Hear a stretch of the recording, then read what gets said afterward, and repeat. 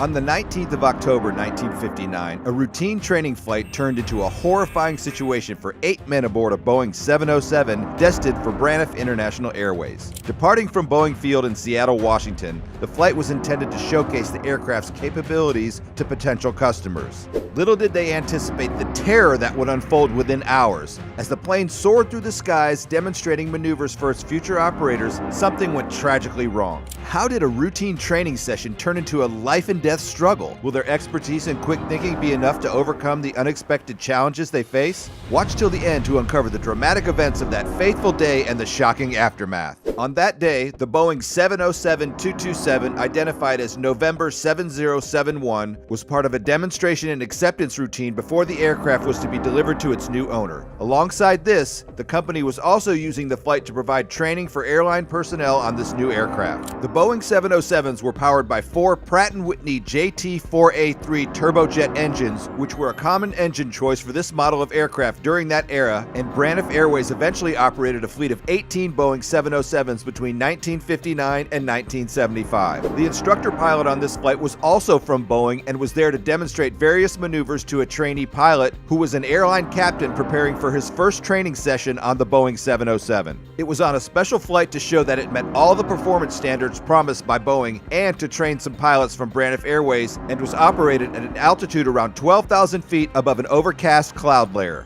The crew included instructor pilot Russell H. Baum from Boeing, Braniff co-pilots Captain J.A. Burke and M.F. Staley, and Boeing flight engineer G.C. Hagan. There were also 4 passengers: Braniff flight engineer A.G. Krause, Braniff technical instructor F.W. Simank, Boeing pilot W.J. Alsop, and FAA inspector W.H. Hubner. How crucial do you think complete training and thorough testing are for introducing new aircraft models into service? Before the flight, Baum briefed the crew about the takeoff and the maneuvers they would perform. Initially, they planned to fly under instrument flight rules, aka IFR, but switched to visual flight rules, or VFR, just before departure. This change allowed them to fly based on what they could see rather than relying solely on instruments. The plane was fueled for 5 hours of flight with a total weight of 208,000 pounds, and everything was set for roughly 4-hour and 15-minute journey. Captain Burke, on his first flight with the 707, sat in the left seat and Baum in the right. Krause took on the flight engineer's role. The flight started smoothly, with Baum demonstrating various maneuvers that Burke then practiced. One of these maneuvers was the Dutch roll, where the plane's wings roll and twist back and forth. Boeing had already proved the 707's maneuverability in previous test flights. Baum showed Burke how to recover from these rolls properly, and Burke repeated the process successfully.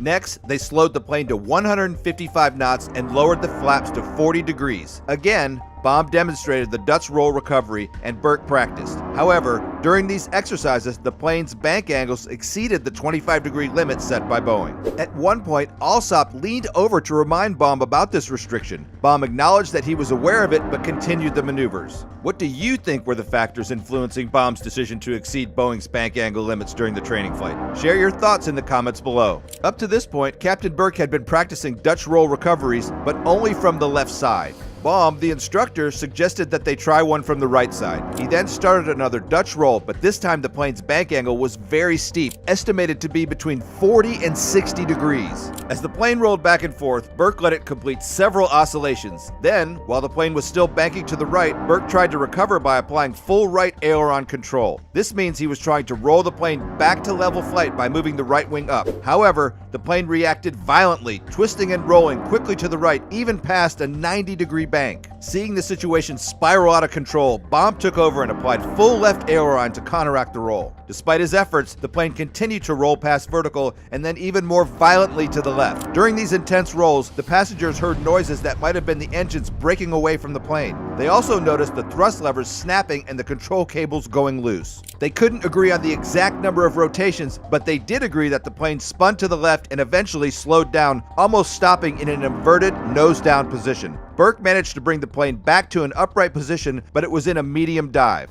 Now, what factors do you think contributed to the escalating loss of control during this critical maneuver? As they pulled out of the dive, it became clear how severe the damage was. Instruments showed that 3 of the 4 engines, numbers 1, 2, and 4, had lost all thrust, and the thrust and start levers for these engines were slack. To make matters worse, Flight Engineer Krause reported a complete loss of electrical power. During most of the flight and throughout the wild spins, all 8 people were on the flight deck. Once they managed to regain some control, Mr. Huebner went to the back of the plane to check for damage. He noticed that engine number 1 and number 4 were missing, and there were 3 small fires where they had been. Engine number 2 was still attached, but on fire and hanging at a strange angle with its tailpipe pointing into the flap. Huebner returned to the flight deck and told the pilots what he saw. Soon after, Mr. Alsop also saw a big fire where engine number 2 was located and confirmed that engines number 1 and number 4 were gone too. At this point, the plane had descended through the clouds, and Alsop suggested they ditch in Lake Kavanaugh, which was nearby. However,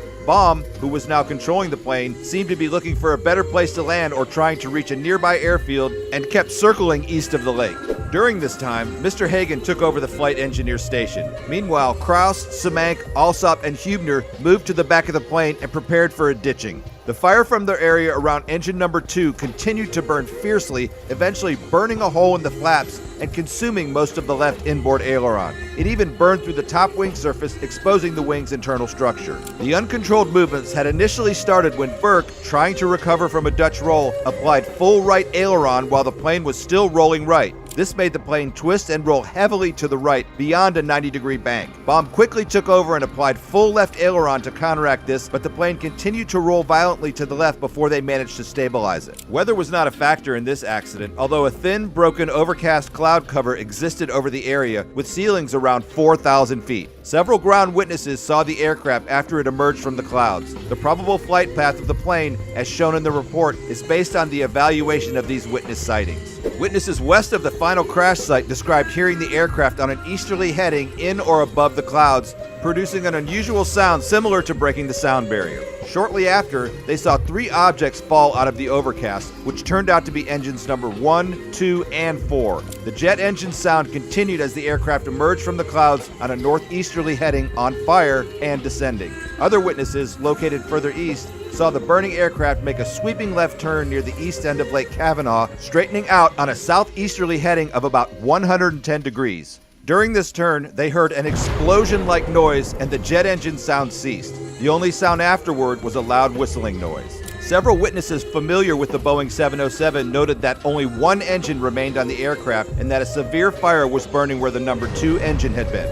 One witness observed that the fire had burned away a large portion of the trailing edge of the wing in that area. The aircraft continued on its southeasterly path down Deer Creek and then made a gradual right turn to a heading of 230 degrees. By this time, it had descended to nearly treetop level. The plane maintained this heading for about a mile, descending until it finally contacted the treetops and crashed in the Stillaguamish riverbed approximately half a mile short of a large open field that Baum had undoubtedly selected for the emergency landing. The first contact with treetops, which were 110 feet high, occurred on the north side of the river, nearly 1,400 feet from where the fuselage struck the ground. 400 feet from this initial contact, the aircraft hit another row of trees along the north bank of the river at a height of about 90 feet. The path cut through these trees, which varied in diameter from 7 to 13 inches, matched the width of the wingspan, showing the aircraft was in a wings-level attitude. A 16-foot section of the left wingtip was severed by contact with these trees. As the aircraft crossed the river, the left wing, which was rapidly dropping, cut a path inclined at an angle of 45 to 50 degrees through more trees on the south bank. Toward the end of this cut, the left wing contacted the ground, gouging several long ditches in the sandy soil. As the aircraft continued its forward travel, the left wing progressively broke up until the fuselage finally struck the ground. But why do you think the aircraft did not manage to reach the open field that was so close? Now, the forward portion of the fuselage was almost completely destroyed by the impact and the intense ground fire that followed. The aft fuselage broke off just to the rear of the trailing edge of the wing and skidded out into the middle of the river. Although it was badly damaged by in-flight fire and ground impact, this section remained intact and was not subjected to the ground fire that consumed most of the other wreckage. The Boeing 707 crash landed on the farm owned by Anton and Ada Austin. hustler. When the accident occurred, Anton hurried to the river but was unable to approach the wreckage due to the intense fire and recurrent explosions. Meanwhile, Ada quickly ran to their farmhouse and called the Snohomish County Sheriff's Department for help. This prompted an immediate response from various emergency services, including the State Patrol, police, fire departments, ambulance crews, and volunteers from nearby communities. The first responders to arrive were sailors from the Jim Creek Naval Radio Station, located 6 miles south of Oso. They brought firefighting equipment and worked quickly to control the flames and prevent them from spreading further. Their efforts were crucial in managing the fire until additional emergency personnel could reach the scene. Instructor pilot Baum, Braniff co-pilots Captains Burke and Staley, and flight engineer G. Hagen tragically died when the plane crashed. Braniff flight engineer Kraus, technical instructor Semank, Boeing pilot Alsop, and FAA inspector Hubner survived but were injured, ranging from minor to serious. The survivors, dealing with shock and hypothermia, were immediately transported by ambulance to Arlington General Hospital for urgent medical care. Throughout the night, search teams recovered the bodies of the 4 victims, who were tragically burned almost beyond recognition. 3 were found in the middle of the smoldering wreckage of the cockpit, while the 4th was recovered from the river itself. Now, Ron Palmer, a retired Boeing employee who worked in manufacturing for 40 years, vividly recalled the crash. Palmer's memories of the Boeing 707 crash that day reflect not only the tragedy, but also his lifelong passion for aviation. As a longtime Boeing employee, he was keenly aware of the significance of the 707's introduction and the competitive pressures Boeing faced against Douglas and its DC-8 jetliner. When news of the crash reached him, Palmer felt forced to witness the aftermath firsthand. He vividly recalled driving up Highway 99 with his family, including his young son and wife, to the crash site near Oso. Despite being on swing shift at Boeing, he couldn't resist seeing the scene with his own eyes. Armed with his camera, he managed to approach the river's edge and capture images of the wreckage, standing there for a brief but impactful moment. Decades later, Palmer still remembered the scene clearly, the broken treetops where the aircraft had crashed, and his admiration for the pilot's skill in landing the jet under such difficult circumstances, saving half of those on board. Reflecting on media coverage at the time, Palmer noted a relative lack of attention given to the crash, perhaps reflecting the industry's internal dynamics and the emerging jet age's challenges. It was kept quiet in this state. You know, the press really, I think, as I recall anyway, they kind of cut Boeing some slack at times, and it was a big deal for us at Boeing because we lost a product. And gosh, did we do something wrong? But no, we didn't do anything wrong. It happened up there in their flight. For many years, the photographs Palmer took that day remained unseen. He kept them at home and didn't discuss them with anyone. Decades later, while going through old belongings, he rediscovered the photos. Despite skepticism from others who doubted the crash ever happened, Palmer had proof in his haunting images of the Boeing jet remains. There it is, he would say, showing the pictures to anyone who questioned the event. In the aftermath, the remains of the deceased were carefully transported to the Snohomish County Medical Examiner's office in Everett. There, official identification and the issuance of death certificates were carried out, marking the conclusion of a tragic event that deeply impacted the local community and aviation safety protocols. The day after the crash, the search for the scattered debris led to significant discoveries. One jet engine was located in woodlands about a mile northwest of the crash site. Not far beyond, another engine was found half a mile further in the same direction. By Monday, October 26, 1959, a helicopter pilot spotted the third engine in the general vicinity. Examination of these engines revealed that they had been violently torn from the wings during the intense Dutch roll maneuver. Remarkably, none showed signs of fire or malfunction before impact with the ground. So then what do you think allowed these engines to detach without catching fire or malfunctioning despite the violent conditions of the crash? Drop your thoughts in the comments below. Following the recovery efforts, the Bonnie Watson Mortuary in Seattle undertook the solemn task of transporting the remains of the 2 Braniff Airways pilots back to their families in Dallas, Texas for funeral services and burial. Captain Burke was laid to rest at Grove Hill Memorial Park, while Captain Staley found his final resting place at Westland Memorial Park. In Bellevue, Washington, a funeral service was held for Captain Baum at Sunset Hills Funeral Home, followed by the interment of his ashes at the Garden of Devotion Columbarium in Sunset Hills Memorial Park. Meanwhile, Stokes Mortuary in Renton facilitated the transportation of flight engineer Hagen's remains to Savannah, Georgia, where he was buried. The tragic Boeing 707 crash sparked an immediate investigation by the Civil Aeronautics Board, aka the CAB.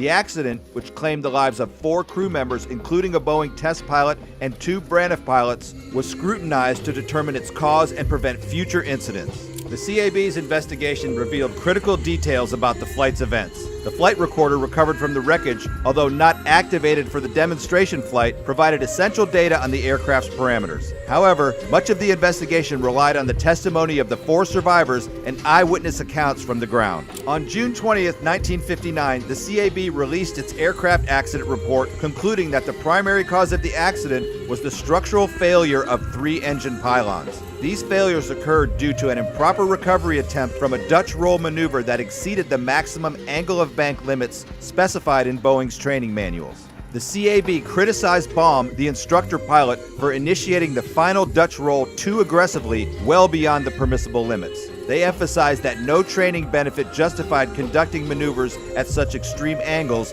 especially given Baum's awareness of company restrictions. Now, do you think stricter adherence to flight training protocols and safety measures could have altered the outcome of this tragic incident? This incident marked the 2nd fatal accident involving a Boeing 707 since its commercial debut with Pan American Airlines in October 1958. The first occurred on August 15, 1959, involving an American Airlines Boeing 707-123 during a training flight near the Peconic River Airport in New York, resulting in 5 fatalities. Both accidents showed the critical importance of adhering to rigorous flight safety protocols, especially during training and demonstration flights. In response to these tragic accidents, aviation authorities and manufacturers intensified safety protocols and training procedures for jet transport aircraft. The lessons learned from these investigations contributed significantly to enhancing aviation safety standards worldwide, ensuring that such devastating accidents would be less likely to recur in the future. What are your thoughts on the factors that led to the Boeing 707 crash? And how do you think the role of flight training and safety protocols has evolved since the 1950s? Leave your thoughts in the comments below. Thanks for joining us on this gripping journey through the events surrounding the Boeing 707. But hey, the excitement doesn't have to end here. If you enjoyed the ride, subscribe for more thrilling tales, and feel free to share your thoughts in the comments below. And before you go, make sure your seatbelt is fastened and tray tables are up. Safe travels and happy subscribing.